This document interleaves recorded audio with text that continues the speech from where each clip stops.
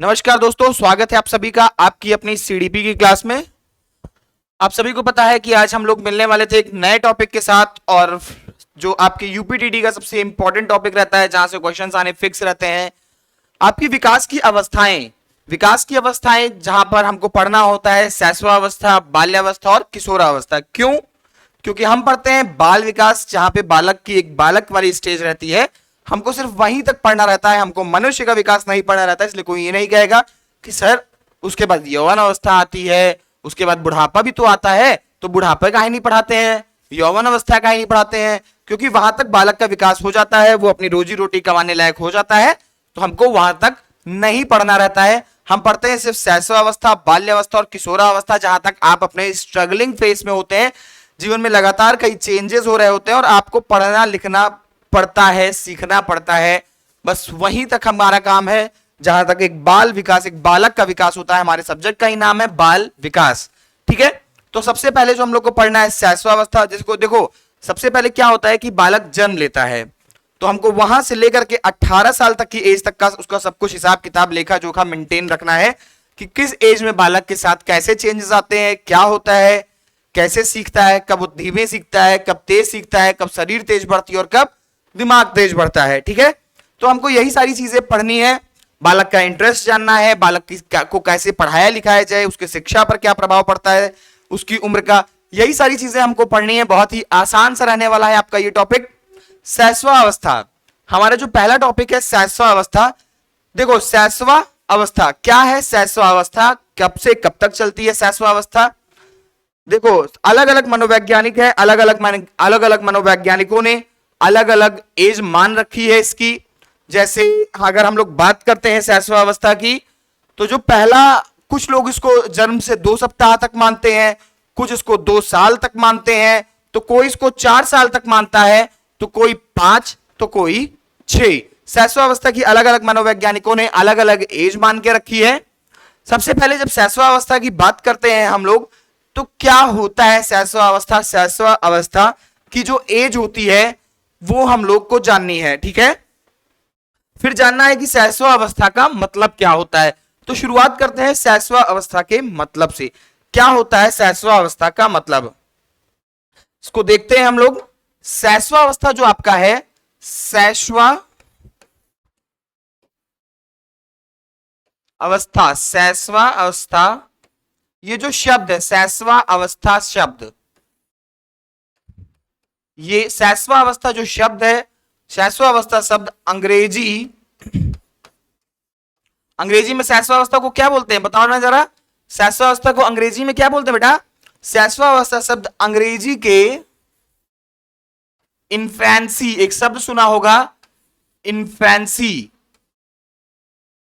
Infant सुना होगा, infant, INFANT, infant. Infant means क्या होता है? शिशु। शिशु मीन्स क्या होता है? बच्चा, छोटा सा बच्चा। तो जो शैशवावस्था शब्द है, ये अंग्रेजी के इन्फेंसी शब्द का समानार्थी है। अंग्रेजी के इन्फेंसी शब्द का, इन्फेंसी शब्द का समानार्थी है।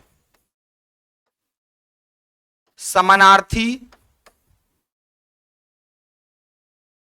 है। कैसे बना है? In plus fancy. इसका अर्थ क्या होता है? जिसका अर्थ है भाई, इसका अर्थ क्या है? जिसका अर्थ है, जिसका अर्थ है, क्या अर्थ है उसको देख लेते हैं हम लोग। जिसका अर्थ है ना बोल पाना। बालक जिस एज में नहीं बोल पाता है, लगभग उसी एज को कहा गया है इनफैंसी। इनफैंसी, इनफैंसी का जो अंग्रेजी का शब्द है इनफैंसी, उसी का समानार्थी है शैशवावस्था। उसका अर्थ क्या होता है? ना बोल पाना। इसीलिए इसीलिए इसीलिए कुछ मनोवैज्ञानिकों ने इसीलिए कुछ मनोवैज्ञानिकों ने इसीलिए कुछ मनोवैज्ञानिकों इसीलिए कुछ मनोवैज्ञानिक ने इसे सिर्फ 2 वर्ष तक माना है। इसीलिए कुछ मनोवैज्ञानिकों ने इसे सिर्फ 2 वर्ष तक माना है। कब तक माना है? 2 वर्ष तक। भाई जब बालक 2 वर्ष का हो जाता है तब वो अच्छे से बोलने लगता है, ठीक है। बालक कब तक नहीं बोल पाता है? बालक नहीं बोल पाता है तो सिर्फ 2 वर्ष तक। 2 वर्ष के बाद वो अच्छे खासे शब्द बोलना शुरू करता है। हालांकि उसके पहले भी बालक, आप कहोगे सर जब 1 साल का तभी से माँ, पा, मम्मी, पाप, माँ, मम्मा, पापा, मम, ये सारे शब्द, दादा, मामा, ये सारे शब्द वो बोलना शुरू कर देता है। लेकिन 2 वर्ष का होते होते वो ढेर सारे शब्द जान जाता है और ढेर सारे शब्द वो बोलना शुरू कर देता है, ठीक है। इसीलिए कुछ मनोवैज्ञानिकों ने इसे सिर्फ 2 वर्ष का माना है। तो यहां से आपको सीखने वाली बात क्या थी कि शैशवावस्था जो शब्द है वो अंग्रेजी के इन्फेंसी शब्द का समानार्थी है। इन प्लस फैंसी जिसका अर्थ है ना बोल पाना। इसलिए कुछ मनोवैज्ञानिकों ने इसे सिर्फ 2 वर्ष तक माना है। नॉर्मली आपके चैप्टर्स में जो हमको जो पढ़ना है, जो याद रखना है, शैशवावस्था की एज क्या होती है, तो शैशवावस्था की एज होती है 0 से लेके 6 ईयर्स तक। 0 से लेकर के 6 ईयर्स तक एज होती है शैशवावस्था की। इतनी बातें क्लियर होगी बेटा? देखो 0 से 6 वर्ष होता है आपका शैशवावस्था, 6 से 12 वर्ष होता है आपका बाल्यावस्था और 12 से लेकर के 18 वर्ष तक होती है आपकी किशोरावस्था। ये चीज दिमाग में बिल्कुल सेट कर लेना है कि आपके सीटेट में भी यहां से क्वेश्चन आते हैं, आपके यूपीटेट में भी यहां से क्वेश्चन आते हैं कि एक बालक है जो मतलब जिसकी एज 0 से 6 एज ग्रुप के बीच में है, अब वो कौन सी अवस्था में है। मान लिया 5 से 6 वर्ष का बालक पूछ लेता है, 4 से 5 वर्ष का बालक पूछ लेता है कि वो किस एज ग्रुप में पड़ेगा, कि वो किस अवस्था में है, शैशवावस्था, बाल्यावस्था, किशोरावस्था, यौवन अवस्था या फिर इनमें से कोई नहीं। तो आपका आंसर तुरंत आपको वहां पे मिलना चाहिए कि सर वो शैशवावस्था में है। कहां पे है? शैशवावस्था में है। इसके बाद हम लोग को देखना है कुछ परिभाषाएं। परिभाषाएं देखनी है हमको, डेफिनेशंस।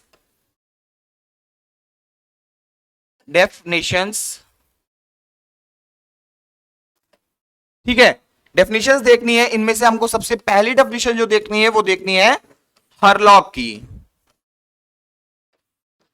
सबसे पहली डेफिनेशन हमको देखनी है हरलॉक की। क्या कहा है हरलॉक ने? हरलॉक ने कहा है कि जो शैशवावस्था होती है ये सिर्फ जन्म से 2 सप्ताह तक चलती है। शैशवावस्था सिर्फ और सिर्फ जन्म से 2 सप्ताह तक चलती है। बहुत ही मस्त मस्त डेफिनेशंस मिलेंगे यहां पे आपको। शैशवावस्था जन्म से 2 सप्ताह, शैशवावस्था जन्म से 2 सप्ताह चलती है। शैशवावस्था कब से कब तक? तो शैशवावस्था जन्म से 2 सप्ताह तक चलती है। ये कहा है हरलॉक ने। नेक्स्ट हम लोग को देखनी है कि सेकंड किसने कहा है। हरलॉक के बाद हम लोग को देखना है वैलेंटाइन की परिभाषा। बहुत ही इंपॉर्टेंट होती है वैलेंटाइन। वो 14 फरवरी वाला वैलेंटाइन नहीं है तो कोई खुश होकर हंसेगा नहीं, अरे वाह यहां तो वैलेंटाइन भी आ गए। ये दूसरे वाली व्यक्ति है वैलेंटाइन, ये 14 फरवरी वाला वैलेंटाइन नहीं है। पता चला हम लिख रहे हैं वैलेंटाइन, तुम लोग यहां पे लिख लो वैलेंटाइन की जगह लिख लो 14 फरवरी। ठीक है, 14 फरवरी यहां कोई नहीं लिखेगा, यहां पे हम लोग को वैलेंटाइन लिखना है। ठीक है, शैशवावस्था को इन्होंने सीखने का अनोखा काल कहा है। शैशवावस्था को सीखने का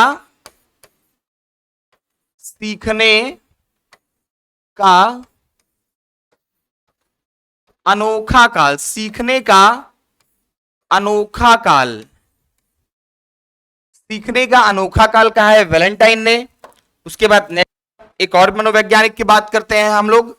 जो आपके तीसरे नंबर के मनोवैज्ञानिक हैं वो है आपके वॉटसन। वॉटसन ने क्या कहा है? वॉटसन ने कहा है कि शैशवावस्था में, इस अवस्था मतलब शैशवावस्था, इस अवस्था में सीखने की गति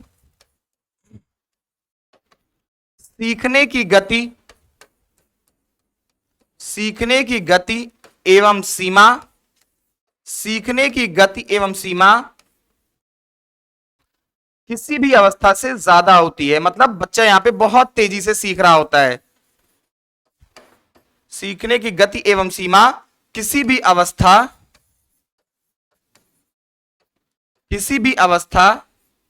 से ज्यादा होती है, किसी भी अवस्था से ज्यादा होती है, किसी भी अवस्था से ज्यादा होती है। ये कहा है वॉटसन ने। नेक्स्ट हम लोग बात करते हैं चौथे नंबर पे। जो चौथी परिभाषा हम लोग को देखनी है वो देखनी है फ्राइड की। फ्राइड की डेफिनेशन देखनी है हम लोगों को। फ्राइड ने क्या कहा है? फ्राइड ने कहा है कि बालक को जो कुछ भी बनना होता है, बालक को जो कुछ भी बनना होता है, बालक को जो कुछ भी बनना होता है, बालक को जो कुछ भी बनना होता है वह जन्म से 2 सप्ताह में बन जाता है। वह जन्म से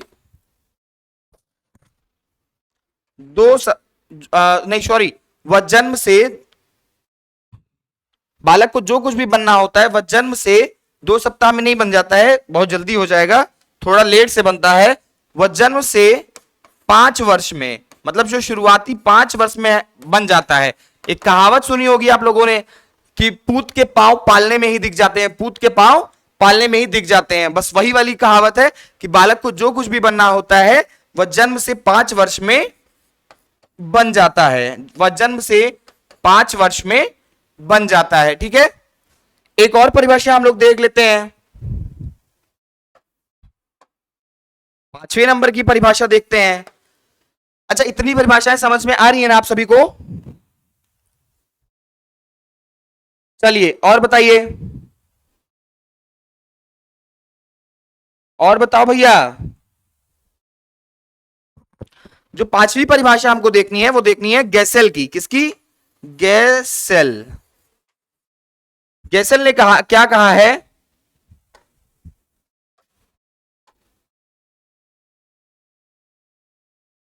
बालक जो है, बालक 6 वर्ष की शुरुआत की 6 वर्ष की उम्र में, बालक 6 वर्ष शुरुआत की 6 वर्ष की उम्र में, शुरुआत वर्ड ऐड कर लीजिएगा, बालक शुरुआत की 6 वर्ष की उम्र में, 6 वर्ष की उम्र में 12 वर्ष का, जितना वो 12 वर्ष में सीखता है, 6 से 12 में, उसका दोगुना सीख चुका होता है, उसका दुगुना सीख लेता है शुरुआत 6 वर्ष में। बालक 6 वर्ष की उम्र में 12 वर्ष का दुगुना सीख लेता है। कितना? 2 गुना सीख लेता है, 2 गुना सीख लेता है। ठीक है, तो ये रही परिभाषाएं आपकी कुछ। एक एक करके सभी परिभाषाओं को हम लोग आइए देख लेते हैं। शैशवावस्था जन्म से 2 सप्ताह तक चलती है, सिंपल सी परिभाषा है, यानी कि 0 to 14 डेज। वैलेंटाइन ने कहा इसको सीखने का अनोखा काल कहा है। वॉटसन ने कहा है कि इस अवस्था में सीखने की गति एवं सीमा किसी भी अवस्था से ज्यादा होती है। फ्राइड ने कहा है बालक को जो कुछ भी बनना होता है वह जन्म से 5 वर्ष में बन जाता है। गैसेल ने कहा है कि बालक 6 वर्ष की उम्र में 12 वर्ष की उम्र का 2 गुना सीख लेता है। ठीक है, तो ये रही आपकी कुछ परिभाषाएं। बहुत ही सिंपल सा रहने वाला है आपका। यहां से इंपॉर्टेंट आपकी परिभाषाएं होती हैं, आपको परिभाषाओं पे थोड़ा सा ध्यान देना है, नहीं तो फिर दिक्कत हो जाती है, क्योंकि एग्जाम में परिभाषाएं होती है। शैशवावस्था के अन्य नाम, जो तीसरा हमारा हेडिंग रहेगा वो रहेगा शैशवावस्था। शैशवावस्था के अन्य नाम, शैशवावस्था के अन्य नाम। शैशवावस्था के कुछ और भी नाम है, उन नामों को हम लोग देखेंगे। सॉरी, शैशवावस्था के अन्य नाम। जो सबसे पहला नाम है यहां पे शैशवावस्था का, उसको बोलते हैं खिलौने की उम्र। क्या बोलते हैं? खिलौने की उम्र, टॉय एज। अच्छा, एक मनोवैज्ञानिक है आपके हरलॉक। हरलॉक ने खिलौने की एज, टॉय एज, पूर्व बाल्यावस्था को माना है। पर सामान्यतः अगर आपसे एग्जाम में पूछता है कि हरलॉक के अनुसार खिलौने की उम्र कौन सी है, तो वहां पे आपका ऑप्शन हो जाता है बाल्यावस्था, पूर्व बाल्यावस्था। अगर आपसे पूछता है कि खिलौने की एज किसको कहा गया है, कौन सी एज को खिलौने की एज कहा गया है, नॉर्मली तो वहां पे शैशवावस्था होता है, ठीक है, शैशवावस्था होता है, ठीक है। जीवन की आधारशिला, भाई यहीं से आपके जीवन की शुरुआत होती है, तो ये भी हो गया आपका जीवन की आधारशिला, जीवन की आधारशिला। तीसरा है आपका खतरनाक ऑब्लिक नाजुक उम्र। अच्छा, क्यों कहते हैं खतरनाक ऑब्लिक नाजुक उम्र, ये तो सबको पता होगा। क्यों कहते हैं भैया? क्योंकि जब बेबी शुरुआत में होता है तो उसको बीमारियों का सबसे ज्यादा खतरा रहता है, उसकी लाइफ डेंजर में होती है कि अगर जरा से भी कहीं चूक हुई उसकी केयर में, छोटी भाई उसका इम्यून सिस्टम इतना अच्छा नहीं होता है। और आपको तो अपने भारत के बारे में वैसे भी पता है कि यहाँ पे जो मोर्टालिटी रेट है, मतलब बच्चों की जो डेथ रेट है वो बहुत ही ज्यादा है। मतलब बच्चे होने के बाद बहुत जल्दी, मतलब कोई बच्चा 10 दिन 15 दिन में बहुत ज्यादा डेथ होती है। तो इसीलिए इसको कहा गया है बालकों के लिए खतरनाक या नाजुक उम्र कहा गया है, ठीक है। पर निर्भरता की उम्र कहते हैं इसको, पर निर्भरता की उम्र, पर निर्भरता की उम्र। पांचवा इसको कहते हैं मनमौजी उम्र, मनमौजी उम्र, मतलब बच्चे को जो मन करता है वो वही करता है, मनमौजी उम्र कहते हैं। जीवन का सबसे महत्वपूर्ण काल कहा गया है इसको, जीवन का सबसे महत्वपूर्ण काल, फ्राइड ने कहा है ये जीवन का सबसे महत्वपूर्ण काल। जीवन का सबसे, इसको याद रखना, डेफिनेशन में भी पूछ सकता है कि जीवन का सबसे महत्वपूर्ण काल किसने कहा है शैशवावस्था को। तो जीवन का सबसे महत्वपूर्ण काल किसने कहा है? फ्राइड ने। जीवन का सबसे महत्वपूर्ण काल कहा है फ्राइड ने। सीखने का अनोखा काल कहा गया है, अभी परिभाषा लिखाई थी ना वैलेंटाइन की, सीखने का अनोखा काल, सीखने का अनोखा काल, ये सारी नाम है शैशवावस्था के, नाम है, ठीक है। सातवां हो गया, एक और लिख लेते हैं, 8 हो जाएंगे इसी के साथ। शारीरिक विकास का स्वर्णिम काल, शारीरिक विकास का, शारीरिक विकास का स्वर्णिम काल, शारीरिक विकास का स्वर्णिम काल, शारीरिक विकास का स्वर्णिम काल। तो ये हो गए आपके शैशवावस्था के कुछ अन्य नाम। एक और लिख लेते हैं, अगर एक और लिखेंगे हम लोग 9th, तो इसको बालक यहीं से स्कूल जाना शुरू कर देता है, तो इसको नर्सरी एज, या फिर कहीं कहीं पे लिखा मिलेगा आपको preschool age, preschool age, nursery age, nursery age या फिर प्री स्कूल एज भी कहते हैं। तो ये हो गए आपके शैशवावस्था के कुछ अन्य नाम। खिलौने की उम्र, जीवन की आधारशिला, भाई जीवन यहीं से स्टार्ट होता है, जब जहां बेसिस हो, जहां फाउंडेशन हो, उसी को आधार कहते हैं। तो ये हो गया जीवन की आधारशिला। फिर आता है आपका खतरनाक ऑब्लिक नाजुक उम्र, क्यों? क्योंकि बच्चों की डेथ सबसे ज्यादा इस एज में हो जाती है। पर निर्भरता की उम्र, बच्चे हर कार्य के लिए दूसरों पर निर्भर होते हैं, मम्मी उठाएंगे, नहलाएंगे, खिलाएंगे, पिलाएंगे, तेल लगाएंगे, खाना अपने हाथ से खिलाएंगी, तो पर निर्भरता की उम्र होती है। मनमौजी उम्र होती है, जो मन में आएगा वही करेंगे। जीवन का सबसे महत्वपूर्ण काल है, फ्राइड ने कहा है। सीखने का अनोखा काल, वैलेंटाइन ने कहा है। शारीरिक विकास का स्वर्णिम काल होता है, बहुत तेजी से शारीरिक विकास होता है। और nursery age oblique preschool, क्योंकि बच्चा इसी एज में स्कूल जाना शुरू करता है। नेक्स्ट हम लोग को देखना है शैशवावस्था की परिभाषाएं, सॉरी परिभाषाएं तो हो गई, शैशवावस्था की विशेषताएं। पिछला जो आपने देखा वो क्या था? अन्य नाम। शैशवावस्था की विशेषताएं, शैशवावस्था की विशेषताएं क्या होती हैं? शैशवावस्था की विशेषताएं एक एक करके देखेंगे। जो जो चीजें बालक में शैशवावस्था में मौजूद रहती है वही होती है विशेषता। तो क्या होता है? मूल प्रवृत्त्यात्मक, मूल प्रवृत्त्यात्मक व्यवहार। अच्छा, क्या होता है मूल प्रवृत्त्यात्मक व्यवहार? समझ में आ रहा है बेटा? नहीं आ रहा है ना? चलिए हम बताते हैं। मूल प्रवृत्त्यात्मक व्यवहार का मतलब होता है वो व्यवहार, मूल प्रवृत्त्यात्मक व्यवहार मतलब वो व्यवहार जो बालक के अंदर उसके जन्म लेते ही, जो बालक जब जन्म लेता है तो जन्म लेते ही जो व्यवहार उसके अंदर मौजूद हो उसी को कहते हैं मूल प्रवृत्त्यात्मक व्यवहार। तो बच्चा पैदा होता है, उसके बाद वो सबसे पहला कौन सा इमोशन शो करता है? रोना, रोना, हंसना,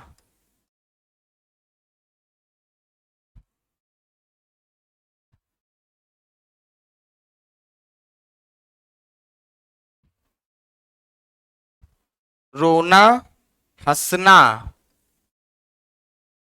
रोना, हंसना आदि। मतलब बालक जब पैदा होता है तो शुरुआत से ही उसके अंदर जो चीजें मौजूद होती हैं उसको हम लोग बोलते हैं मूल प्रवृत्त्यात्मक व्यवहार। यहां पे जो आपका दूसरा नंबर का वर्ड है ये बहुत ही इंपॉर्टेंट रहने वाला है।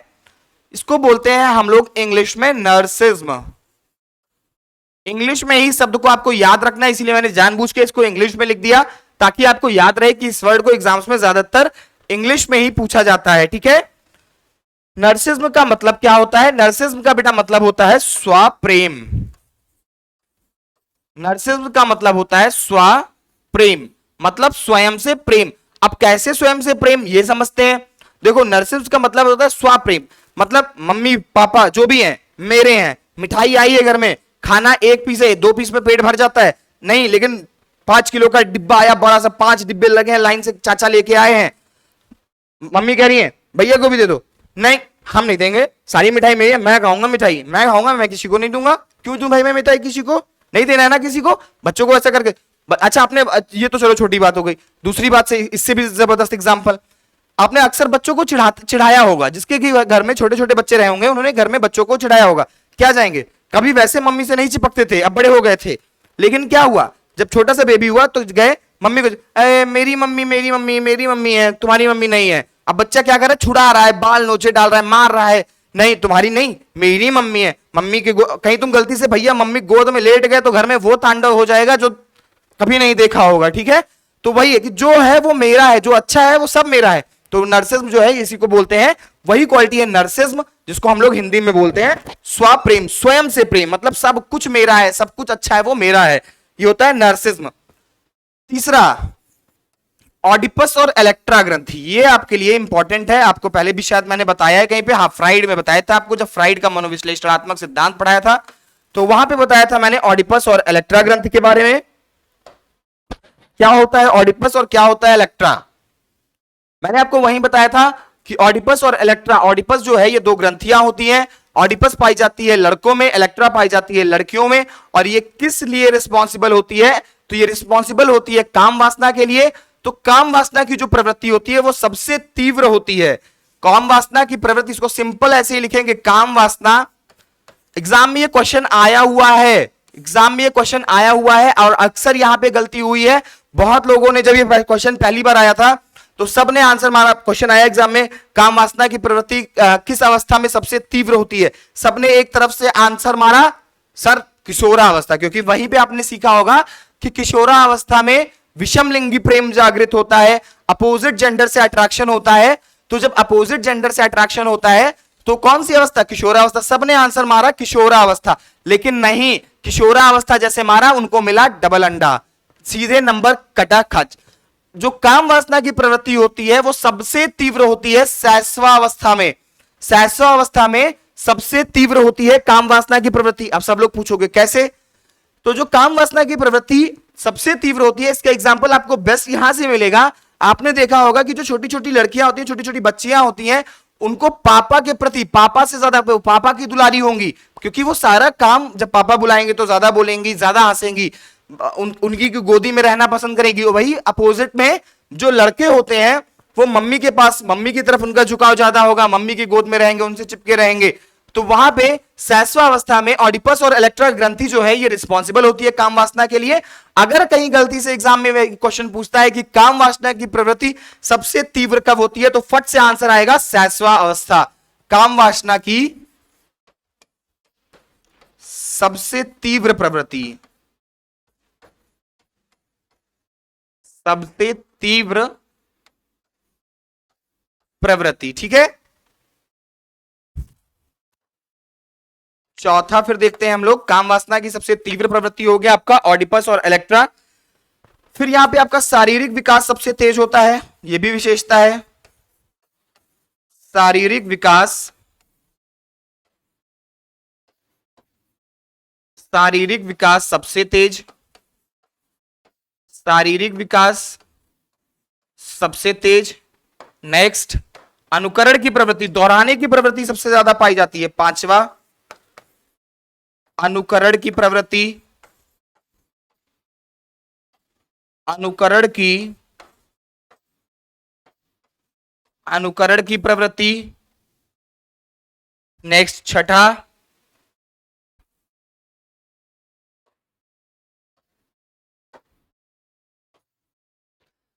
देखो मूल प्रवृत्त्यात्मक व्यवहार, नर्सिज्म, ऑडिपस और इलेक्ट्रा ग्रंथि, शारीरिक विकास सबसे तेज, ठीक है, और अनुकरण की प्रवृत्ति, ये सारी चीजें आपको पता चल गई। यहां पे जो मित्रता होती है वो क्षणिक मित्रता होती है, मतलब थोड़ी देर में मित्र, और कहीं जरा से भी मेरे मन के मुताबिक काम नहीं हुआ तो तुरंत हमारी तुम्हारी हो जाएगी कट्टी, दोस्ती खत्म, अब हमको तुमसे कोई मतलब नहीं रखना है। इसके बाद दो तीन चीजें और इंपॉर्टेंट आ रही है, इसलिए हम लोग पेज चेंज करके लिखेंगे। पीछे 6 हो गई थी ना, 7वां, अविलोम्यता का गुण पाया जाता है। अविलोम्यता, सहस्रावस्था में अविलोम्यता का गुण पाया जाता है। क्या होता है अविलोम्यता? अगर आप कोई स्टार्टिंग पॉइंट से स्टार्ट करते हो, मान लिया यहां से स्टार्ट किया, आपको बताया मैंने कि यहां तक आना है, अब आपसे पूछता हूं कि बेटा यहां से यहां कैसे जाना है, तो आप ये नहीं बताओगे कि यहां से आए थे तो यहां लौट आएंगे, ऐसे ही नहीं याद रहता है, बच्चा भूल जाता है। तो इसको हम लोग अगर नॉर्मल सी भाषा में देखेंगे तो क्या बोलते हैं? शुरुआती बिंदु पर ना लौट पाना, शुरुआती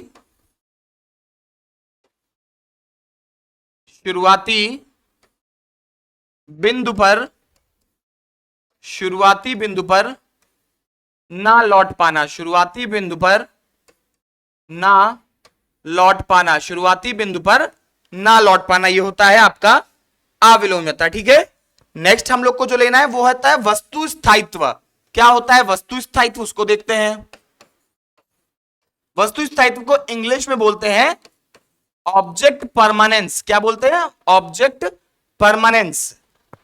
मतलब कोई भी चीज आपकी आंखों के सामने से भले ही ओझल हो जाए लेकिन उसका अस्तित्व बना रहता है। वस्तु के गायब होने पर, वस्तु के गायब होने पर उसका अस्तित्व, वस्तु के गायब होने पर उसका अस्तित्व बना रहता है, वस्तु के गायब होने पर उसका अस्तित्व बना रहता है। यह हो गया आपका वस्तु स्थायित्व। एक दो और देख लेते हैं थोड़ा सा। 9th जो है आपका वस्तु स्थायित्व हो गया, अविलोम्यता हो गया, नैतिकता का अभाव। एक चीज और जो आपके लिए बहुत बहुत बहुत इंपॉर्टेंट रहने वाली है वो है जीववाद। इसको याद रखना है। देखो नर्सिज्म हो गया, अविलोम्यता हो गया, नर्सिज्म, अविलोम्यता, वस्तु स्थायित्व, ये सब बहुत इंपॉर्टेंट है, तो इनको गलती से भी नहीं भूलना है, इनको गलती से भी नहीं भूलना है, ठीक है। जीववाद को इंग्लिश में क्या बोलते हैं? एनिमिज्म। इसको याद रखना कि जीववाद को इंग्लिश में क्या बोलते हैं? एनिमिज्म। जीववाद को इंग्लिश में बोलते हैं एनिमिज्म। अब एनिमिज्म से भी नहीं समझ में आया, जीववाद से भी नहीं समझ में आया, तो क्या होता है जीववाद? जब आप मृत चीज को, कोई मरी हुई चीज हो जिसके अंदर जान ना पाई जाती हो, उसको भी आप जिंदा समझो, तो इसको बोलते हैं हम लोग जीववाद। इसका एक एग्जांपल बचपन में आपने देखा होगा, बचपन में आपने नहीं देखा होगा, मतलब आप बड़े हो गए तब आपने देखा होगा कि जो छोटे छोटे बच्चे होते हैं, हालांकि आपने भी किया होगा, आपको याद होगा कि आपको गुड्डा मिला, गुड़िया मिली, अब उसको अभी भी बच्चे लोग कर देते हैं, हालांकि वो तो समझदारी के साथ करते हैं, लेकिन बचपन में क्या देखा होगा कि बड़ा सा आया टेडी बियर, बड़ा सी आई बारबी डॉल, उसको अपने बगल लिटा लिया, अपना खाना खा रहे हैं तो उसको भी खाना खिला रहे हैं। अब पता चला कहीं बच्चे को कहीं कंट्रोल करना है, उसकी गुड़िया को कहीं दो कंडा मारो, खींच खींच के, 2 थप्पड़ लगाओ उसको खींच खींच के। अब पता चल रहा है वही रो रही हैं। क्यों रो रही हैं? उनको पता भी नहीं कि उसको तो दर्द नहीं हो रहा। उस बच्चे को क्या लग रहा है कि जैसे मैं मार खाता हूं, मुझे तकलीफ होती है, तो वैसे ही इसको भी मारा गया है, तो इसको चोट लगी है, इसको भी तकलीफ हुई है। उसको अपने साथ चादर उड़ा के लिटाना, तकिया लगाना, उसको कपड़े रोज बदल के पहनाना, उसको अपने साथ खाना खिलाना, ये सारी चीजें बच्चा करता है। क्यों? क्योंकि वो मृत चीज को जीवित समझता है। तो शैशवावस्था का एक और गुण है जीववाद, एनिमिज्म। इसका अर्थ क्या होता है? मृत चीज को जीवित समझना, मृत को जीवित समझना, मृत को जीवित समझना। घर में काम कराने की, मतलब हाथ बटाने की इच्छा होती है। किसी भी कोई भी छोटी सी बच्ची है, वो कहेगी मम्मी आपके लिए, छोटी छोटी कटोरी वाले खिलौने आते हैं, मम्मी आपके लिए चाय बना रहे हैं, छोटा सा पीढ़ा बिलना पा गई, मम्मी आपके लिए रोटी बना रहे हैं। वो क्या करेगी? क्योंकि उसकी काम बटाने की इच्छा होगी। उससे बड़ा हो जाएगा बच्चा, उससे पानी मांगो तो शायद एक बार कहते हैं नहीं हम नहीं लाएंगे। लेकिन छोटे से बच्चे तुरंत दौड़ के बाबू पानी ले आओ, तुरंत जाएगा दौड़ के, एक गिलास पानी लेके आ गया। ठीक है, छोटा सा पाया है, घुमा रहा है, रोटी बन रही है, मम्मी लो रोटी खा लो, आज लो, मुंह में खिला देगा। ठीक है, तो ये चीजें होती हैं, इसी को हम लोग बोलते हैं घर में काम बटाने की, घर में हाथ बटाने की इच्छा। तो ये सारी क्वालिटीज होती हैं किसमें? ये सारी क्वालिटीज होती हैं बच्चे में शैशवावस्था में। इसके बाद हमको जो नेक्स्ट टॉपिक या नेक्स्ट पार्ट जो है, इसमें पॉइंट जो पढ़ना है कि शैशवावस्था में हम लोग शिक्षा कैसे दें, बालक को कौन कौन सी शिक्षा मिलती है शैशवावस्था में। शैशवावस्था में शिक्षा का स्वरूप, शैशवावस्था में शिक्षा। तो यहां पे क्या होता है? बच्चे को सेंसरी ऑर्गन में, हाँ इसको मत छूना, ये गर्म है काट लेगा।